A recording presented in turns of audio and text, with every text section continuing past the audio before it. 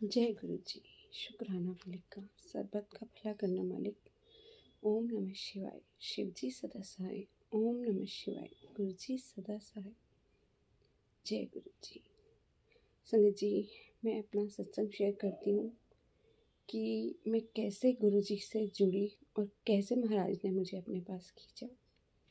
संगत जी, ऐसे तो मैं इतना हम मानती नहीं थी मंदिरों में जाना और वो करना, इतनी ज़्यादा पूजा पाठ भी नहीं करती थी। लेकिन हाँ, जब से गुरु जी से जुड़ी हूँ बहुत चेंजेस आए हैं। महाराज ने बहुत ब्लेस किया। संगत जी, 2011 में मेरी बहुत तबीयत ख़राब हो गई थी। तो अक्टूबर का टाइम था और मेरे रात को मेरा फेस जो एकदम टेढ़ा हो गया और मतलब बेड पर मैं 1-2 फुट ऊंचा ऊंचा उछल जाती थी। मुझे होश भी नहीं होता था। तो फटाफट डॉक्टर के पास लेके भी भागे, लेकिन सब कुछ नॉर्मल। कुछ नहीं पता चला कि क्या हो रहा है। सबको लग रहा था कि शायद पैरालिसिस का अटैक आ गया। इसके एक साइड गई कि पूरा जो मेरा नीचे का जॉ था वो मूव करता था, पूरा मूव करना, और मुझे नहीं पता होता था कि मेरे साथ क्या हो रहा है। संगत जी, बहुत ट्रीटमेंट चले, सब रिपोर्ट्स नॉर्मल आती, लेकिन कुछ नहीं निकलता रिपोर्ट्स में। और मेरे साथ ये हुआ। फिर मेरी एक कज़न है, वो गुरुजी को मानती थी। जब उसने मेरी ये कंडीशन देखी कि मेरे साथ ऐसा होता है, तो उसने मेरे अंकल को बोला कि इसको ना एक बार बड़े मंदिर लेके जाओ, मुझे लग रहा है ये लंगर खाएगी और ठीक हो जाएगी। तो मैंने कहा मैं नहीं मानती किसी को, गुरु को। मेरे तो वही गुरु हैं, वही ठीक करेंगे।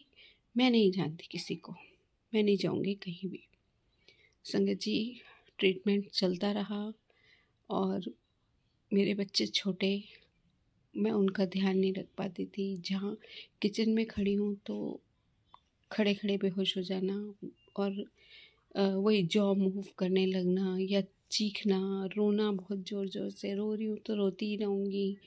और ये अटैक पड़ता था मुझे। और मेरे पास एक टैबलेट थी, डॉक्टर ने दे रखी थी, जो मुझे हर वक्त अपनी जेब में रखनी थी कि ज़रा सा भी अटैक पड़े तो ये टैबलेट मुँह में जाए।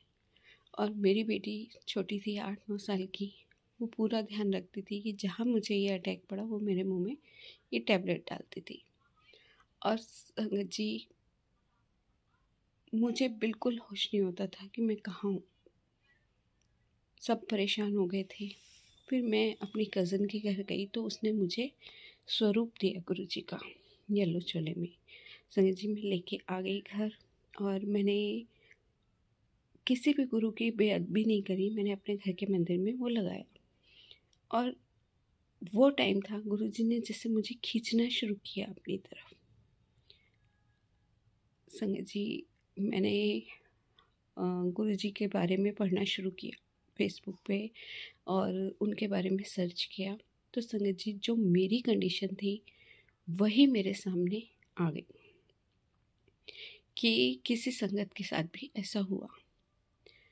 संगत जी, फिर मेरे मन में आया, मैंने अपने अंकल को बोला कि मुझे बड़े मंदिर जाना है। 2012 में मैं फ़र्स्ट टाइम बड़े मंदिर गई और गुरु जी के वहाँ गई। तो संगत जी, मंदिर में बैठी थी।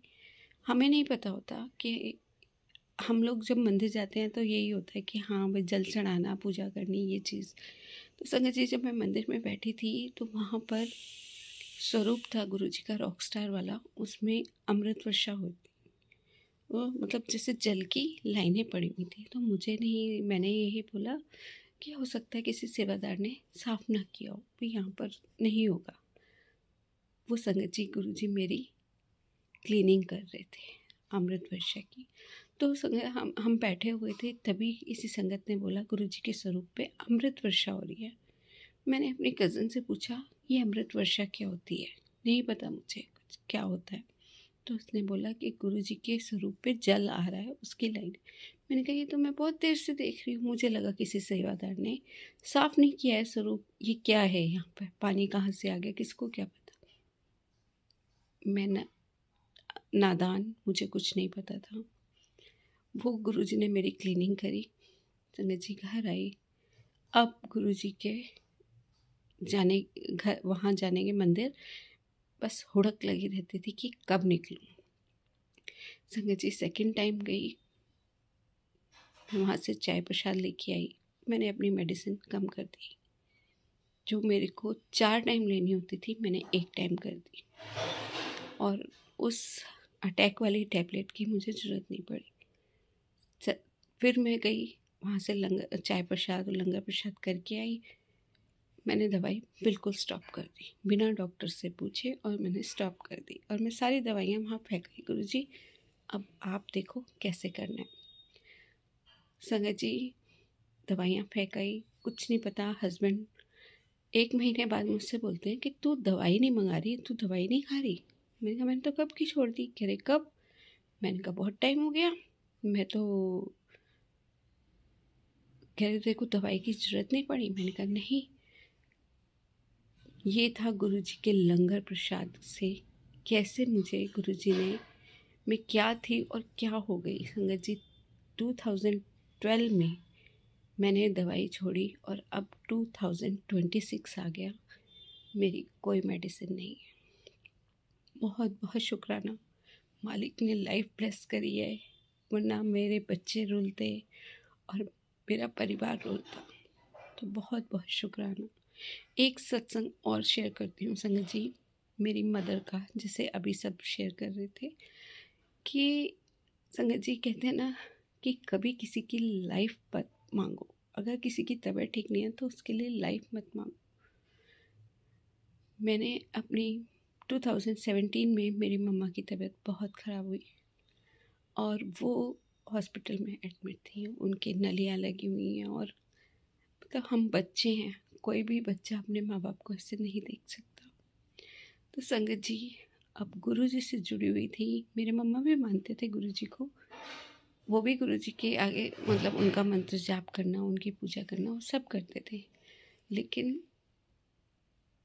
मेरी अरदास थी कि गुरुजी अभी मम्मा की एज नहीं है, प्लीज़ मम्मा को 5 इयर्स ब्लेस कर दो, 5 साल ब्लेस कर दो बस। संगत जी मैंने मांगा और गुरुजी ने वो दिया भी, क्योंकि कहते हैं ना कि कभी मांगना नहीं चाहिए, हमें नहीं पता होता हम क्या मांग रहे हैं और गुरुजी ने हमें क्या देना है और हम क्या मांग रहे हैं। संगत जी मैंने मांगी तो सही, मेरी मम्मा ठीक भी हो गई, लेकिन उसके बाद मेरी मम्मा ने जो झेला, संगत जी उनका डायलिसिस स्टार्ट हो गया। पहले 1 बार हफ्ते में 1 बार होता था, फिर 2 बार, फिर हर तीसरे दिन मम्मा डायलिसिस पे। कभी दिक्कत हो, मतलब उनके पूरा बदन छलनी था, कभी नस नहीं मिलती थी, कभी हाथ से, कभी पैर से, कभी गले से, पूरी बॉडी नीली पड़ी हुई थी। वो कितना झेला उन्होंने 5 साल, संगत जी मैं बता नहीं सकती। फिर संगत जी 2022 में 17 के बाद 22 में मई में मदर्स डे था 8th का, और 9th को मम्मा मेरी गुरुजी के चरणों में चली गई। और सुबह ही मैं पूजा कर रही थी तो मेरे को गुरुजी की जैसे अंदर से आवाज़ आती है ना, वो आई कि 5 साल पूरे। मैंने कहा गुरुजी अभी कहाँ, क्योंकि हम विश्वास नहीं करते कि गुरुजी की आवाज़ है, अपने मन का वहम मानते, लेकिन वो आवाज़ गुरुजी की थी कि 5 साल पूरे। संगत जी अंदर से खिंच पड़नी शुरू हुई, मम्मा के पास भागी, मम्मा की तबीयत ठीक नहीं थी। यही था कि चलो सुबह डायलिसिस के लिए जाएंगी, वैसे ब्रदर के पास रहती थी, अभी सैटरडे में ही आई थी, और मैंने कहा चलो डायलिसिस कराना है। मेरे को कहती है मेरा बैग पैक कर दे। संगत जी मैं मम्मा का बैग पैक कर रही हूँ, और मंत्र जाप लगाया शाम को 7 बजे, जो मुश्किल से 5 मिनट हुए होंगे, और मेरी मम्मा उठी, मेरे पापा आए हैं, और उनको देखा मम्मा ने और कह रही मैं वॉशरूम जा रही हूँ, उठ के बैठी और गिर गई और वो गुरुजी के चरणों में लीन हो गई। इसीलिए संत जी कहते हैं कभी किसी के लिए लाइफ मत मांगो, गुरुजी पर छोड़ दो, जो बेस्ट होगा गुरुजी वो करेंगे। वो दिन था मम्मा का कि मदर्स डे के नेक्स्ट डे ही में मम्मा गुरुजी के पास चली गई। महाराज ने उनके कष्टों से उनको मुक्ति दी, शुक्राना है उसका। लेकिन जो मम्मा ने झेला, जो मैंने मांगा, महाराज ने मेरी तो सुन ली, लेकिन उन्होंने जो कष्ट झेला उसके लिए मैं माफ़ी मांगती हूँ कि मेरी वजह से मम्मा ने इतना झेला। जय गुरु जी। शुक्राना, भूल चूक की माफ़ी। जय गुरु जी।